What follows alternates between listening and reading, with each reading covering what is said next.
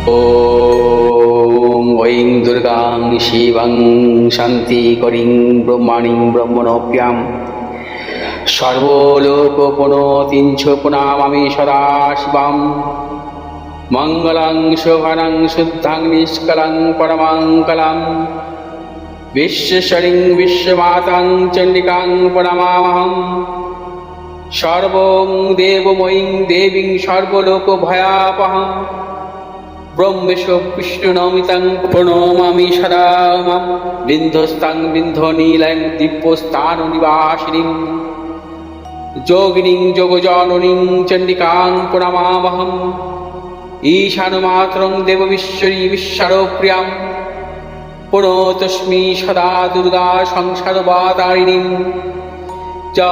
इदं पठति शस्त्रं सिन्वादुवापि नरो मुक्त सर्वपापभ्यमोचते दुर्गायुष्यः। ॐ आयुर्देहि यशो देहि भाग्यं भगवती देहि मे पुत्रां देहि धनं देहि सर्वान् कामस्य देहि मे प्रचण्डे पुत्रदे नित्यं सुप्रीति शिरोनायिके कुलोत्पत्तिकरे चक्रे जयं देहि नमोस्तुते। रुद्रचण्डे प्रचण्ड सायिषी प्रचण्ड बलशालिनी रक्षमां सर्वतो देवी विश्वेश्वरी नमोस्तुते। दुर्गे तारिणी दुर्गे तं सर्वाशुभानिवारिणीं धर्मार्थ मोक्षदे देवी नित्यं मे वरदा भव। दुर्गे दुर्गे महाभागे ताइमां शङ्करे प्रिये महिषासिंहमदोमत्ते प्रणतोऽस्मि प्रसीद मे। हरो पापं हरो क्लेशं हरो शोकं हरात्मकं हरो रोगं हरो क्षोभं हरो मारि हरिप्रिये। নমস্কার দর্শক বৃন্দ, পণ্ডিতজি ভিঘুষী জাতক বলছি। আগামী যে বিশেষ অমাবস্যা 1433 সালের পয়লা বৈশাখে, এই অমাবস্যা তিথিতে আমি তারাপীঠে উপস্থিত থাকব নিজে। আপনারা যদি আপনাদের গ্রহদোষ খণ্ডন করতে চান, এই নতুন বছরের বাংলা নতুন বছরকে প্রাধান্য দিতে পারেন এবং গ্রহদোষ খণ্ডনের জন্য আপনারা নিজেরাও উপস্থিত থাকতে পারেন তারাপীঠে। তার পূর্বে আপনারা আমার সাথে দেখা করবেন বা অনলাইনে যোগাযোগ করবেন। আপনাদের জন্মছক বিচার করিয়ে নিয়ে আপনাদের গ্রহদোষ খণ্ডন করে নিন।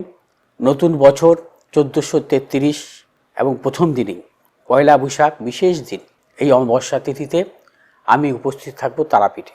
এবার আসবো আজকের যে বিশেষ একটি ট্রানজিট নিয়ে আলোচনা করব, অর্থাৎ গোচর।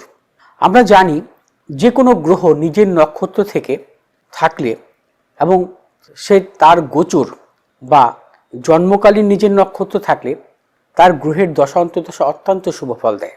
কেতু 29শে মার্চ থেকে 5ই ডিসেম্বর পর্যন্ত সিংহ রাশির মঘা নক্ষত্রে থাকবে। কেতু এখন মীন অবস্থায় থাকবে। 20শে এপ্রিল থেকে কেতু ট্রু অর্থাৎ সত্য অবস্থায় থাকবে। অর্থাৎ কেতু নিজের নক্ষত্রে মঘা নক্ষত্রে 5ই ডিসেম্বর পর্যন্ত থাকবে এবং অত্যন্ত শুভ ফল দেবে।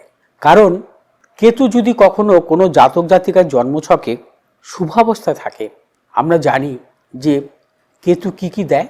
কেতু সম্মান দেয়, কর্মজগতে সম্মান, কর্মজগতে তার নানাবিধ সাফল্য, প্রবল অর্থনৈতিক সাফল্য, আধ্যাত্মিক প্রবণতা।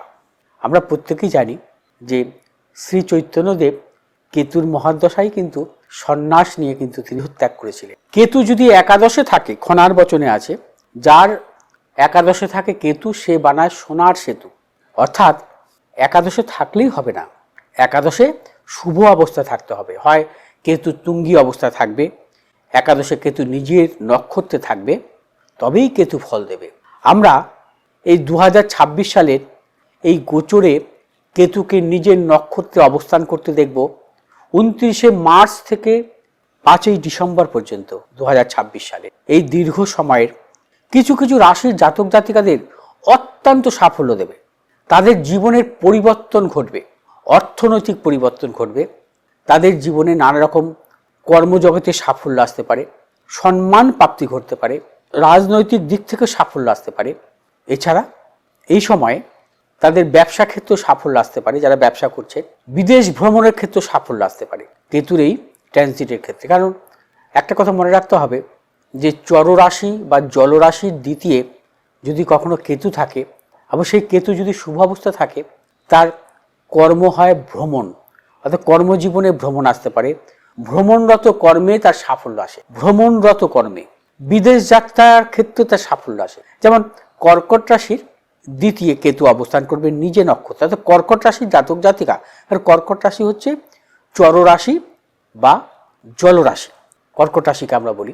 অর্থাৎ কর্কট রাশির দ্বিতীয় এই কেতুর অবস্থান কর্কট রাশির জাতক জাতিকাদের অত্যন্ত সাফল্য এবং বিদেশ যাত্রা পর্যন্ত ঘটতে পারে কর্মসূত্রে বা ব্যবসা সূত্রে, ও প্রবল অর্থনৈতিক সাফল্য কেতুর এই ট্রানজিটে, নক্ষত্রের ট্রানজিটে। অর্থাৎ সিংহ রাশির মঘা নক্ষত্রে কেতুর অবস্থান বিশেষভাবে শুভ। যে কোনো গ্রহই তার নিজের নক্ষত্রে অবস্থানকালে এবং সেই গ্রহের দশা বা অন্তর্দশায় জাতক জাতিকার সাফল্য দেয়। আমরা দেখেছি যে বিভিন্ন যারা জীবনে প্রতিষ্ঠিত হয়েছে, কিভাবে প্রতিষ্ঠিত হয়, আধ্যাত্মিক জগতে প্রতিষ্ঠিত বা কর্মজগতে তার প্রতিষ্ঠা এসছে, ক্রিয়েটিভ জগতে প্রতিষ্ঠা এসছে, ব্যবসা ক্ষেত্রে প্রতিষ্ঠা এসছে, তাদের একাধিক, বিশেষ করে অন্তত 5 থেকে 6খানা গ্রহ নিজের নক্ষত্রে থাকে, কারো 7খানা গ্রহ নিজের নক্ষত্রে, এবং নিজের নক্ষত্রে অধিক গ্রহ যদি থাকে সেক্ষেত্রে সেই জাতক জাতিকা সাফল্য পায়। নিজের নক্ষত্রে থাকা সবসময় শুভ। আর বিশেষ করে ট্রানজিট কালে বৃহস্পতি, শনি, কেতু এই 3টি গ্রহ, বৃহস্পতি, শনি, কেতু এই 3টি গ্রহ নিজের নক্ষত্র থেকে যদি গোচর করে, সেই গোচরকালে বিশেষভাবে শুভ ফল দেয়। জন্মকালীনও যদি কোনো জাতক জাতিকার জন্মছকেও নিজের নক্ষত্রে থাকে অত্যন্ত শুভ ফল দেয়। শনির দশায়, শনি যদি নিজের নক্ষত্রে থাকে, শনির দশায় তার জীবনে সাফল্য আসে বা অন্তর্দশায় সাফল্য আসে। বৃহস্পতির যদি তার নিজের নক্ষত্রে থাকে, বৃহস্পতির দশায় সাফল্য আসে। কেতুর যদি নিজের নক্ষত্রে থাকে, কেতুর দশাতেও সাফল্য দেয়। ঠিক তেমনি কেতু হচ্ছে তার গোচরকালে, অর্থাৎ সিংহ রাশিতে মঘা নক্ষত্রে নিজের নক্ষত্রে অবস্থান করবে 29শে মার্চ থেকে 5ই ডিসেম্বর পর্যন্ত। কোন কোন রাশির জাতক জাতিকাদের ক্ষেত্রে সেরা সময় সেটা আমি অবশ্যই বলবো। কেতু কোথায় সাফল্য দেয়? কেতু মূলত দেখা যায় যে রাশির তৃতীয় সাফল্য দেয়, কেতু রাশির 6ষ্ঠ ভাবে সাফল্য দেয়, কেতু রাশির 10ম ভাবে সাফল্য দেয়, কেতু রাশির 11শ ভাবে সাফল্য দেয় যদি নিজের নক্ষত্রে থাকে বা তুঙ্গি অবস্থায় থাকে। এখানে আমরা দেখতে পাচ্ছি কেতু সিংহ রাশির মঘা নক্ষত্রে থাকবে নিজের নক্ষত্রে, তুলা রাশির জাতক জাতিকাদের 11শ ভাবে থাকবে আয় স্থানে, অর্থাৎ তুলা রাশির জাতক জাতিকাদের প্রবলভাবে অর্থনৈতিক সাফল্য। তুলা রাশির জাতক জাতিকারা যদি তাদের গ্রহগত কোনো দশা অন্তর্দশা অনুকূলে থাকে, দেখুন একটা কথা বলবো যে গোচর সবসময় সবার ফল দেয় না। গোচরে ফল দিতে গেলে তার জন্মছক অনুযায়ী তার দশা অন্তর্দশা অনুকূলে থাকতে হবে। দশা অন্তর্দশা যদি কোনো জাতক জাতিকার তুলা রাশির ক্ষেত্রে শুভ থাকে এবং তার আয় স্থানে কেতু যে 29শে মার্চ থেকে 5ই ডিসেম্বর পর্যন্ত নিজের নক্ষত্রে অবস্থান করবে, সেসব তুলা রাশির জাতক জাতিকারা সাংঘাতিক ফল পাবে, সর্বক্ষেত্রে ফল পাবে, অর্থনৈতিক সাফল্য পাবে, কর্মক্ষেত্রে সাফল্য পাবে, ব্যবসা ক্ষেত্রে সাফল্য, প্রভূত ফাটকা অর্থ তাদের জীবনে আসতে পারে। বৃশ্চিক রাশির জাতক জাতিকাদের 10ম ভাবে কর্মভাবে কেতু অবস্থান করবে। কর্মভাবে কেতুর অবস্থান অত্যন্ত শুভ। কর্মভাবে কেতু থাকলে নিজের নক্ষত্রে, তার নক্ষত্রের ট্রানজিটকালে কর্মজীবনে সাফল্য আসে, কর্মজীবনে সম্মান আসে, এমনকি রাজতুল্য সম্মানও ঘটে, রাজনৈতিক ক্ষেত্রে সাফল্য আসে কর্মভাবে থাকলে। অর্থাৎ বৃশ্চিক রাশির জাতক জাতিকাদের যদি দশা অন্তর্দশা অনুকূলে থাকে কোনো জাতক জাতিকার জন্মকালীন, কেতুর এই নক্ষত্র ট্রানজিটকালে 29শে মার্চ থেকে 5ই ডিসেম্বর পর্যন্ত কর্মজগতে দুর্দান্ত সাফল্য পাবে। মীন রাশি জাতক জাতিকাদের 6ষ্ঠ ভাবে কেতুর এই অবস্থান থাকবে। কেতু 6ষ্ঠ ভাবে যদি আপনাদের গ্রহগত দশা অন্তর্দশা যদি শুভ থাকে, গ্রহগত দশা অন্তর্দশা যদি অনুকূলে থাকে, তাহলে কেতুর এই নক্ষত্র ট্রানজিটকালে প্রভূত সাফল্য পাবেন। অর্থনৈতিক সাফল্য, কর্মক্ষেত্রে সাফল্য, ব্যবসা ক্ষেত্রে সাফল্য, নানান দিক থেকে সাফল্য পাবেন। ভুলে যান শনির 7.5, শনির 7.5 আপনাকে টাচও করতে পারবে না। শনির 7.5 নিয়ে আপনাকে কোনো টেনশন করতে হবে না এই কেতুর এই ট্রানজিটকালে। তবে একটা কথা বারবার বলব, গ্রহের দশা অন্তর্দশা আপনার অনুকূলে থাকে তবেই ফল পাবেন। তবেই আপনি শনি 7.5 ভুলে যান, রাজকীয় সাফল্য পাবেন মীন রাশি জাতক জাতিকারা 30 মার্চ থেকে 5 ডিসেম্বর পর্যন্ত। মিথুন রাশি, মিথুন রাশি জাতক জাতিকাদের ক্ষেত্রে আপনাদের রাশির তৃতীয় কেতু অবস্থান করবে। কেতু আপনাদের রাশির তৃতীয় নিজের নক্ষত্রে অবস্থান করবে।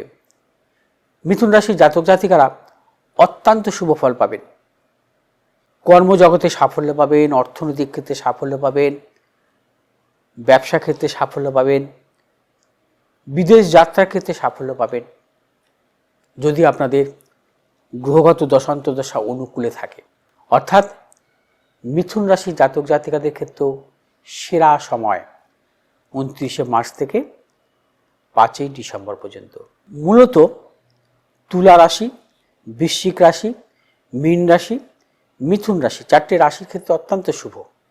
তবে কর্কট রাশির যেহেতু জলরাশির দ্বিতীয় কেতু নিজের নক্ষত্রে থাকবে, সেক্ষেত্রে আপনারা কিছু কিছু সাফল্য পাবেন, কারণ দ্বিতীয় কেতু নিজের নক্ষত্রে থাকা শুভ, অর্থনৈতিক সাফল্য দেয়।